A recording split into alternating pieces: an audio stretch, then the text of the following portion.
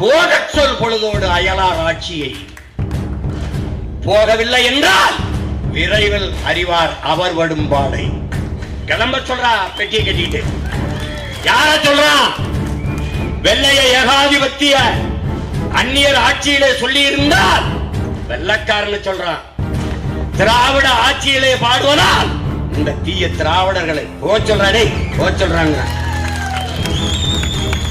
அவன் போக மாட்டான். ஆனா நான் விரட்டி அடிக்காம நான் விட மாட்டேன்.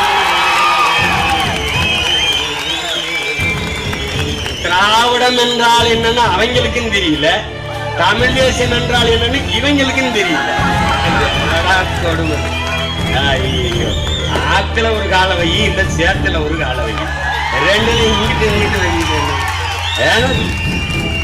என்னது என்ன